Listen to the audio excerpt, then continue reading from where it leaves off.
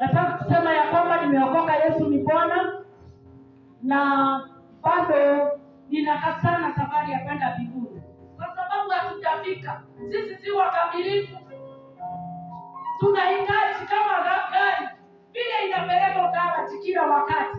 Tukiwa mahala hapa, tumekuja kurekebishwa, tumekuja kuwekwa miguu, pengine taya zimeisha.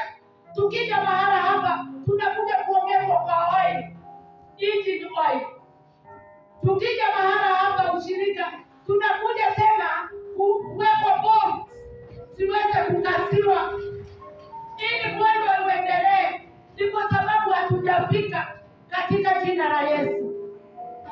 Kwa hivyo sikia ya kwamba kuwa tayari kila wakati, uone ya kwamba umepokea mafuta mapya ya kuenenda hiyo safari. Bwana awabariki na watende mema. Katika laini hiyo nataka kurecognize presence of our great treasurer, Mama Grace. Situpigie Bwana makofi kwa sababu siku ya leo hapo pamoja nasi. Simama tu mbele yetu tuwe. Uko hama. Ukikoroga ili atumete okoroe wepe mwili.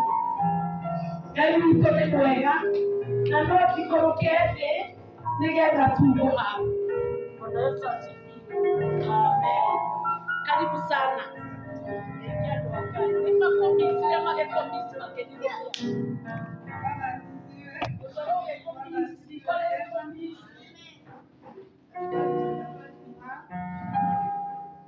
Kukaribisha tena, si kawaida.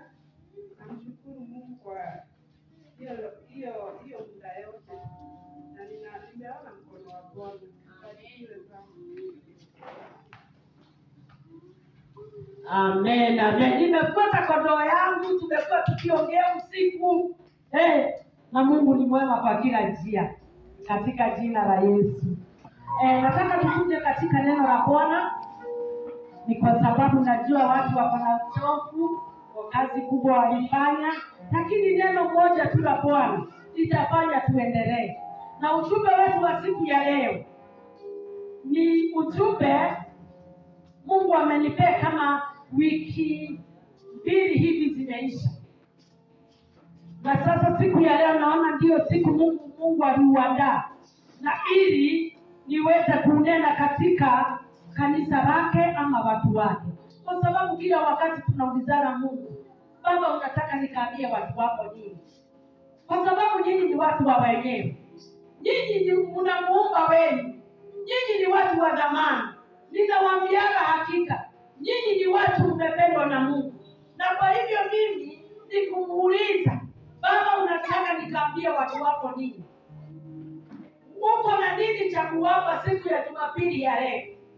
Lakini Mungu wetu lazima, kwa sababu anajua mpo na anaandaa meza akijua walaji wako. Na nashukuru Mungu kwa sababu ya neno la siku ya leo. Inasema kujivika ama kujivika nguo, kuvaa mavazi. Bwana apewe sifa. Sijui kama hii inakuwa kuhubiri, lakini huo ndio ujumbe. Ujumbe unasema ya kwamba kuvaa nguo, kujivika nguo. Bwana apewe sifa. Na katika lugha hiyo nyepesi ya kusema kuvaa, kwa sababu Biblia inasema ya kwamba hali ya kujivika nguo. Bwana apewe sifa. Kana kuiumba nguo. Wakikuyu wale wanaweza elewa vizuri what I'm saying. Ni ya kwamba kujivika nguo ni kuvaa nguo, ni kuiumba nguo. Wadhani ya roho sio. Ni kwa sababu hata sasa tuko na mavazi. Hata siku ya leo tulivaa. Si ndivyo? Sisi sio kama wanyama. Sisi tulivaa nguo, na huwa tunavaa nguo kila wakati. Bwana apewe sifa. Kwa hivyo ujumbe wetu wa siku ya leo ni kuvaa nguo. Ni kuvaa nguo za aina gani? Sasa tutoke katika hii kuvaa kwetu. Biblia inatuhimiza tuvae nguo.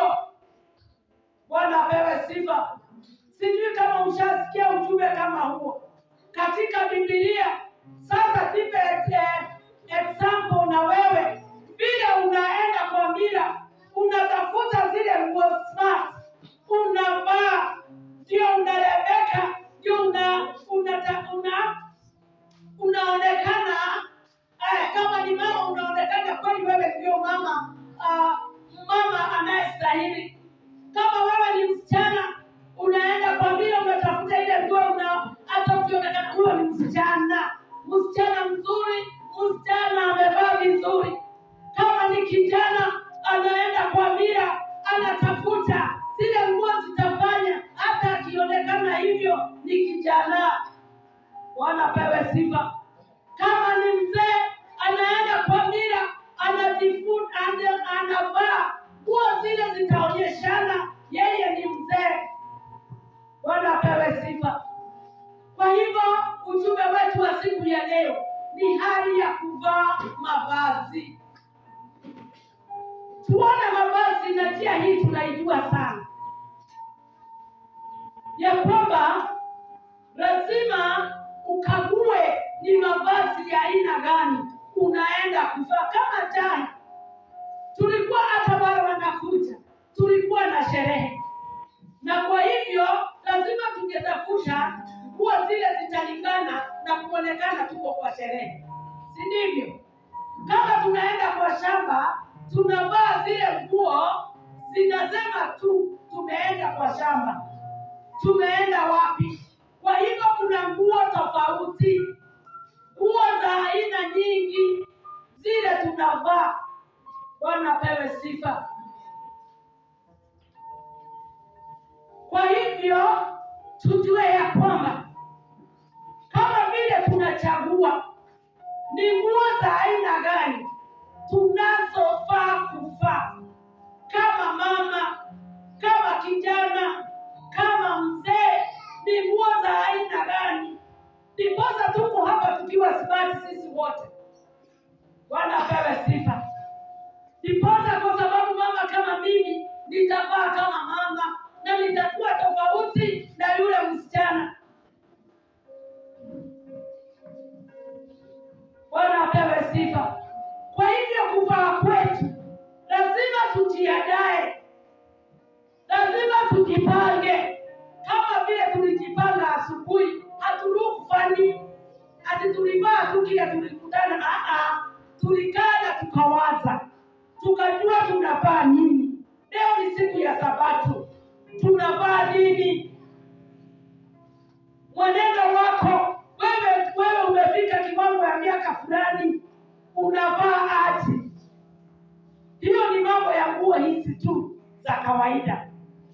Lakini mimi siko hapa. Sasa tuko hapa kwa sababu ya vile Biblia inasema.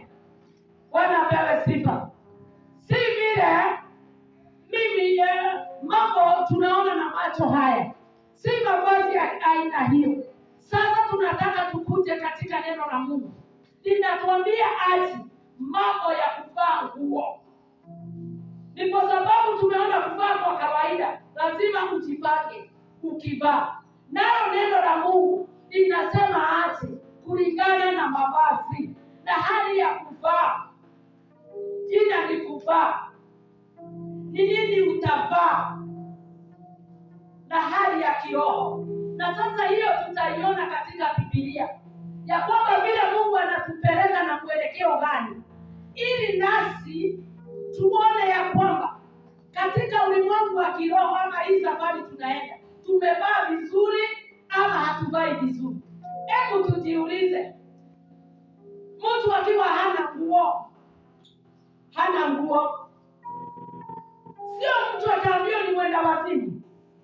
Mtu hana nguo atapewa jina gani? Utembee tu nguo zote. Ukitembea hivyo ama uonekane hivyo, utaambiwa namna gani? Akili zimepotea. Bwana apewe sifa. Kwa hivyo tujue ya kwamba wakati, hebu imagine venye kama huna nguo, wewe ni uchi, ni picha mbaya, ni mambo mabaya. Sasa tuingie katika kiroho, tuone ya kwamba tunatakiwa tuvae nguo za aina gani? Katika kiroho, katika Biblia tunaambiwa hata nasi tuvae. Kwa nini? Wakati tuliokoka, si tulivaa nguo ya wokovu? Bwana apewe sifa. Sasa tutoke mambo ya nguo hizi tunavaa, tuende katika kiroho. Wakati ulisema Yesu ni Bwana, wakati kuliulizwa ni nani ataokoka, ni nani ataacha dhambi zake na amfuate Yesu, ukasema niko hapa. Kuna mtu alifungiliwa pahali akaambiwa aombewe wokovu. Hapa tupe freedom ya kuchagua. Kuna mtu amepelekwa jela, ati kuna jela ilipelekana watu waombewe wokovu. Si kila mtu alichagua na akaamua ya kwamba na mkubali Yesu. Ulisikia Injili na ukaifahamu na ukaikubali kuifuata, ukasikia ya kwamba nitapokea Yesu, nitavua ile nguo ya kale ya dhambi na nivae nguo ingine urefu ya wokovu. Na hiyo ndio inaitwa wokovu. Ukavua zingine za dhambi, ukavua zingine za unafiki, ukavua nguo zingine za masengenyo, ukavua nguo za aina zote, ukasema ya kwamba kwa sababu umejua ati Yesu alikufa juu ya dhambi zako, umesema kutoka siku fulani, mimi sitafuata shetani tena, mimi nimekubali kuna damu ilimwagwa msalabani kwa ajili ya dhambi zangu, na kwa hivyo nimekata kauli ya kwamba mimi na dhambi sisi si marafiki. Bwana apewe sifa. Kuna nguo ulifua, kuna nguo uliweka kando, kuna nguo hutaki kuitazama, kuna nguo hutaki kuirudisha, haifai. Kwa hivyo kuna nguo yenye hufai kuvaa kama umeoshwa na damu ya Yesu, kama umetakaswa na damu ya Yesu. Kuna nguo utaonekana uchi, kuna nguo utaonekana umepakawa. Ile nguo utavaa itafanya ijulikane katika kiroho wewe uko uchi, kwa sababu una nguo usiyotarajiwa kuwa nayo. Bwana apewe sifa. Kwa hivyo kuna nguo inatakiwa ifuliwe kando, na kuna zile nguo tunatakiwa tuzivae wakati tutaoshwa na damu ya Yesu. Kuna nguo za aina fulani tunatakiwa tuzivae. Sasa tazama, kuna yule anatuvalisha ile nguo ya kiroho, na sasa na yeye anatutazama kila siku, umevaa nguo gani? Unaonekana uchi, unaonekana hujavaa vizuri, unaonekana uko na matabara mbele zake Mungu. Bwana apewe sifa. Kwa hivyo ni jukumu letu tujue Biblia inasema namna gani jinsi ya kuvaa, na kwa hivyo tutaona neno la Mungu katika Colossians 3. Colossians 3 mstari wa 12.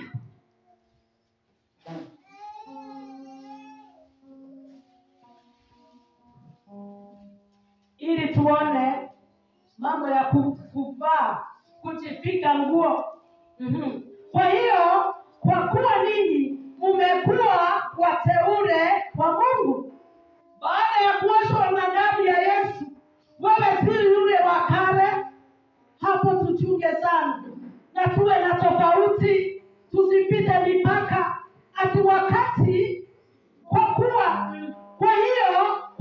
ninyi mmekuwa wateule wa Mungu, watakatifu, wapendwao sana. Nasikia, jivikeni moyo wa huruma, utu wema, unyenyekevu, upole na uvumilivu. Bwana apewe sifa. Kuna kujivika nguo ni ndio usione todo muri anu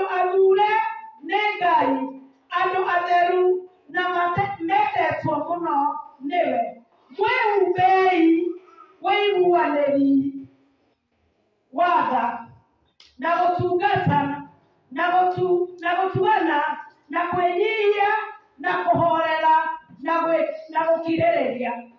Bwana apewe sifa. Nenda kwa uhoro wa kwĩhumba.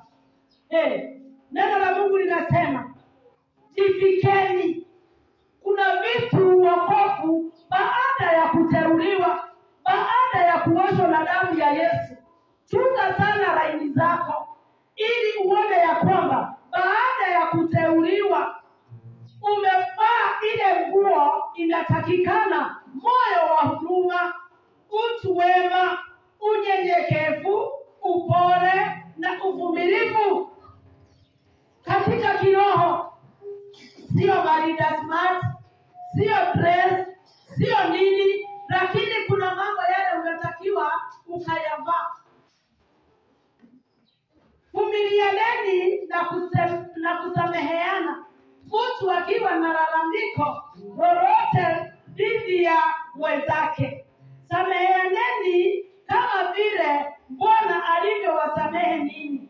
Zaidi ya maadili haya yote, jifikeni. Nataka kuona tena pahali tunaambiwa tuvae.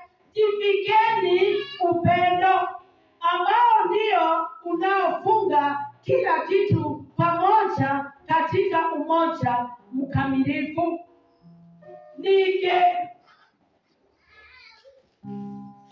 Tunaona hiyo inasema tena tujifike upendo. Kuna yale mambo unatakiwa kama umeokoka. Hiyo ndio dress code ya kuvaa hizo vitu, dress code ya kiroho. Sasa ujue kama una hizo, wewe unaonekana uchi mbele zake Mungu. Kama una hizo katika ulimwengu wa kiroho, ebona vile unatazama ukiwa uchi, wapi? Wewe unatembea katika ulimwengu wa kiroho bila kanguo. Na ujue kama ulimwengu wa dunia hii unasema kama unatembea bila nguo, wewe ni nani? Hebu imagine kama kiroho Mungu anakuona wewe ukiwa nani. Bwana apewe sifa. Kwa hivyo tunaendelea kuambiwa mjifikeni upendo ambao ndio unaofunga kila kitu pamoja katika umoja mkamilifu. Bwana apewe sifa. Kama utavaa suti ya upendo ya kupendana, kama utavaa suti ya unyenyekevu ya kuvumilia, hebu oneni hizo nguo ndani ya roho. Huruma huna hata kidogo. Hiyo nguo huna, hiyo suti ya huruma huna, hiyo suti ya unyenyekevu huna. Tusifikirie kiroho sasa. Kule kunatakiwa tuvae nguo. Hebu ujiimagine kuna nguo ya aina gani? Ni kwa sababu tumeambiwa ni aina za suti gani tunatakiwa tuvae. Tunajivika nini kiroho? Uvumilivu, upendo, huruma, utu wema, unyenyekevu na hata upole. Na uvumilivu, ukikanyagwa kwa kidole, vumilia. Umevaa hiyo nguo refu ya uvumilivu, uko na hiyo nguo ya utu wema. Yenye ungetaka kufanyiwa, fanya huyo mwingine vile ungetaka huyu kumfanyia, na wewe usitaki kufanyia mwingine, uko na utu wema. Bwana apewe sifa. Umevaa nini ndani ya maisha yako? Ni nini hiyo umevaa? Vumilianeni na kusameheana. Wewe ushasamehe, hiyo suti ya kusameheana ilinaruka ikaisha, hujabakisha kitu. Hiyo suti nzuri ya kuvumilia mwenzako, uko hata jamii zenu, hata wale mnafanya kazi nao, hiyo suti ilinaruka ama ni matabara, hata iwezi someka ilikuwa ya upendo, imeraruka imeisha. Unakaa uchi, upendo ukitazamwa wewe uko uchi. Mambo mengi mabaya hayo umejifika wewe. mstari wa 15. Amani ya Kristo na itawala mioyoni mwenu, kwa kuwa ninyi kama viungo vya mwili mmoja mmetiwa amani. Tena kuweni watu wa shukurani. Zaidi ya yote, hata ukitendewa na mwenzako, vaa hiyo nguo ya shukurani. Hata kama kanisa imekutendea dhambi, kuwa na roho wa shukurani. Hata kama ni wanayuni tuwe na roho wa shukurani. Tuvae lile vazi liwe ndani yetu, vazi la shukurani, kwa sababu linampendeza Jehova. Neno la Kristo likae kwa wingi ndani yenu, mkifundishana na kuonyeshana katika hekima yote, mkimwambia Mungu zaburi, nyimbo na tenzi za rohoni, huku mkiwa na shukurani mioyoni mwenu. Bwana apewe sifa. Lolote mfanyalo, ikiwa ni kwa neno au kwa tendo, fanyeni yote katika jina la Bwana Yesu, mkishukuru Mungu Baba katika yeye. Bwana apewe sifa. Kwa hivyo siku ya leo tunataka kila mtu atafakari ni mavazi ya aina gani amevaa. Hujui kuirudisha, umeachilia, umerarukiwa kiroho, na Bwana Yesu atakutenda mema. Hebu tuone katika 1 Corinthians, tuunganishe na hiyo 1 Corinthians 13.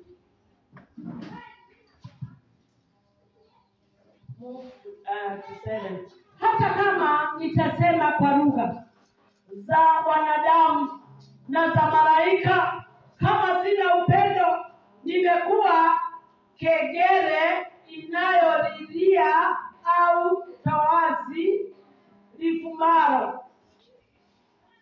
Ningekuwa na karama ya unabii na kujua siri zote na maarifa yote, hata kama nina imani kiasi cha kuweza kuhamisha milima, kama sina upendo, mimi si kitu. Kama nikitoa mali yote niliyo nayo, na kama nikijitolea mwili wangu uchomwe moto, kama sina upendo, hainifaidi kitu. Upendo huvumilia, upendo haufadhili, upendo huoni wivu, hauna majivuno, hauna kiburi, haukosi kuwa na adabu, haufuti mambo yake, haukasiriki upesi, hauweki kumbukumbu ya mabaya. Upendo haufurahii mabaya, bali hufurahia pamoja na ukweli. Bwana apewe sifa. Hapa tunaona ukiwa na nguo ya mambo hayo yote, wewe utaweza kumpendeza Mungu. Lakini hata kama unanena na lugha, kama sauti ya malaika, kama wewe ni mnabii na unafanya mengi, lakini bado uko uchi mbele zake Mungu, utakuwa mhubiri lakini uko uchi, utakuwa mnabii, utakuwa unanena na lugha na bado uko uchi mbele zake Mungu. Ni kwa sababu gani? Ukiangalia huna tunda lile la uvumilivu, huna ile tunda la upendo, huna ile basi la kusamehe. Kwa hivyo hata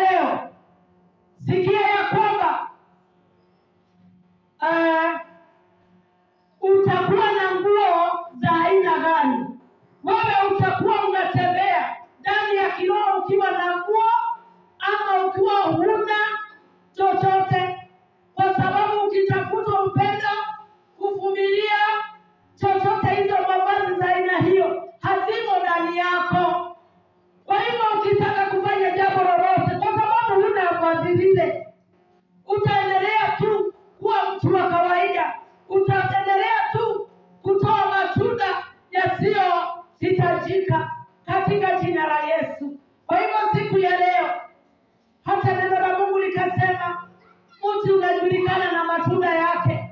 Unachozaa ndio itasema kama ni mzabibu, kama ni mtu wa aina gani, kama ni miiba. Kile umezaa netamanya rore ni moga, netamanya rore ni pigo. Unajua ni tunda la aina gani kulingana na vile linaonyeshana limetokea matunda ya aina gani. Kwa hivyo hata sasa Roho Mtakatifu anahitaji kutupata na mavazi zenye zinaeleweka. Tusivae nguo tu, hata vile tunasema ya kimwili, hata ya kiroho tuvae nguo zinaeleweka. Roho Mtakatifu ni ako na sheria, ako na katiba yake ya kwamba lazima tuvae nguo za uvumilivu, za upendo, nguo za aina za Roho Mtakatifu.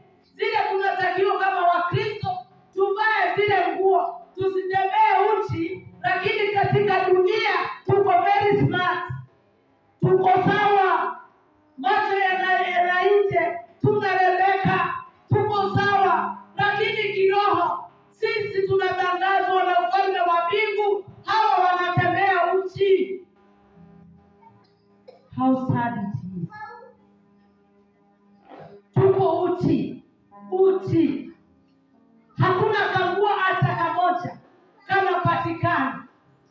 Lazima kama aliyeokoka atazame aone hizi mavazi ziko ndani yake, tayari amejivika, kwa sababu tunaambiwa mujivike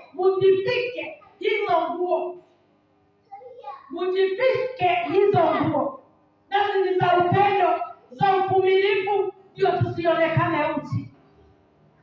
Na ndiposa tukaelezewa kinagaubaga ya kwamba ni nguo za aina gani. Forgive, hiyo ni nguo moja, nguo refu, nguo nzuri itakao kuwezesha kuenenda na njia iliyo sawa katika jina la Yesu. Kwa hivyo siku ya leo, ili tuweze kusalia Mungu wetu, tuone katika Mark 11:26.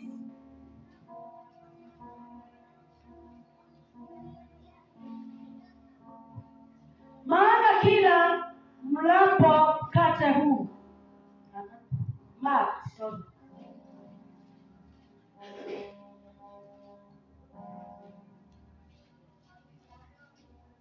11:26.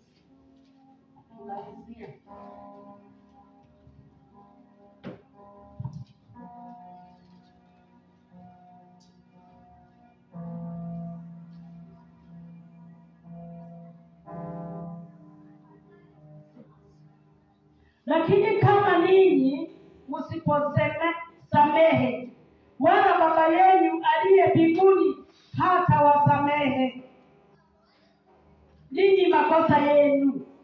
Bwana apewe sifa.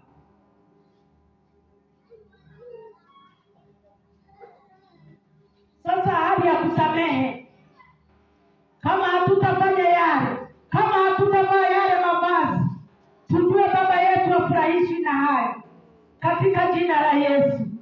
Hebu tuone ya kwamba kama hutasamehe ni baba yako, kwa sababu hujasamehe, wewe utakuwa wapi?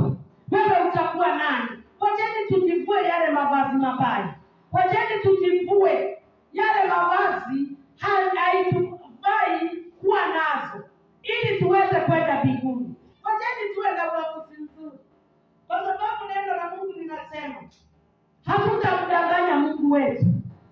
Yona moja, mnajua stori za Yona. Alijaribu kumjificha Bwana, alitumwa Nineve, na yeye akadecide ataenda njia zingine. Lakini wakati ule hata alikuwa na wazi ya kwamba hataenda mahala pale.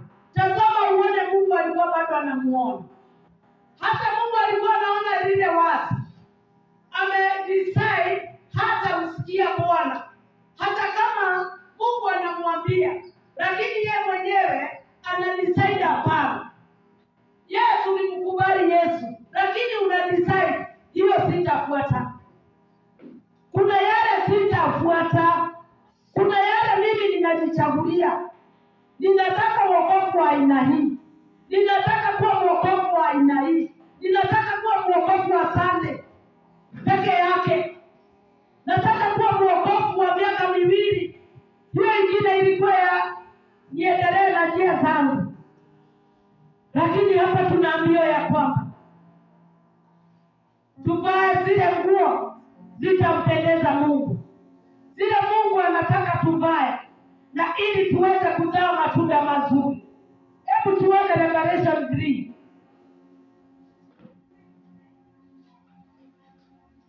Verse 8.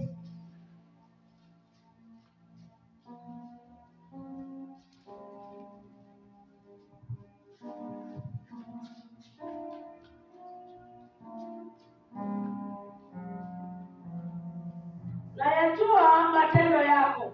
Tazama, nimeweka mbele yako mlango uliofunguliwa, wala hakuna awezaye kumfunga. Ninajua kwamba una nguvu kidogo, lakini umelishika neno langu, wala hukulikana jina langu. Bwana apewe sifa. Hebu tushike neno la Mungu vizuri, ili tuwe wale watu watavaa mavazi itakaompendeza Roho wa Mungu, itakaofurahisha Mungu wetu. Hakuna haja tuvae matabara ya kiroho, hakuna haja tuenende tukiwa uchi kiroho, na ili kwamba kuna zile mavazi hujaenda kujivaa, na wala unatakiwa uvae hizi mavazi. Kwa hivyo kutoka leo tuone ya kwamba kila mtu aombe Roho Mtakatifu, na ili akuwezeshe, na ili uweze kuvaa mavazi yanayompendeza Mungu. Tusikuwe watu wanavaa nje. Kwa kweli tunapendeza, kwa kweli tuko wazuri, lakini katika kiroho Mungu anatuona tukiwa uchi. Ni wale watu Mungu anaona anatoroka. Ni kwa sababu hakuna mtu anataka kuona mtu akiwa uchi. Kama vile alimtembelea Adam na Eve, akauliza, kwani mmekula ule mti? Ndiposa walijificha.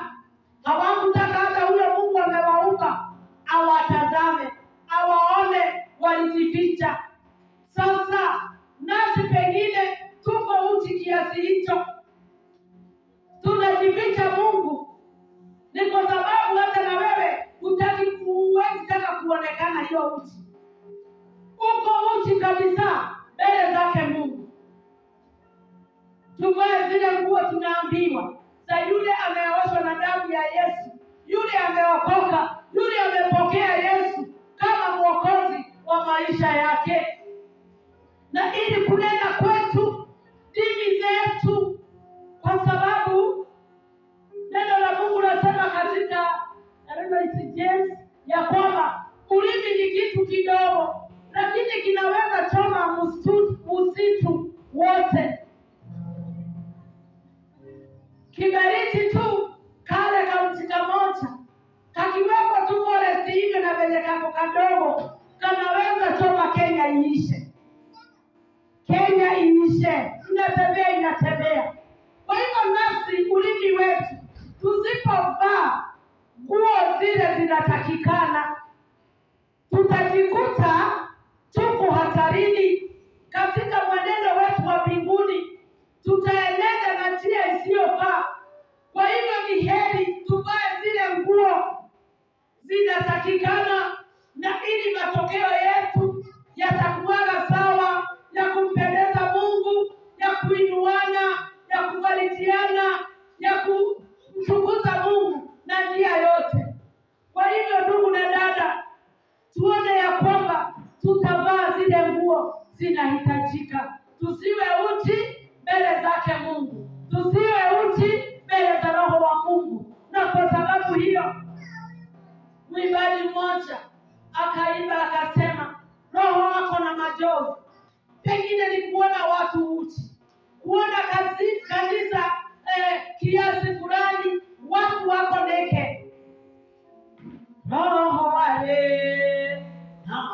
maithori kelele na ngoro iria ciagĩte kwĩhokeka roakirie oiye sotere ya maciaro maro mothekenda hatoiria cayagĩra aiga ya mwene. Naomba tusifanye kazi ya bure, tusiwe tunaridhisha roho wa Mungu, tusiwe tunafanya roho wa Mungu akalia, tusifanye roho wa Mungu akadubunika, tusifanye roho wa Mungu akaghadhabika kwa ajili yetu. Ni kwa sababu hatujavaa mavazi. Tusimame na miguu yetu.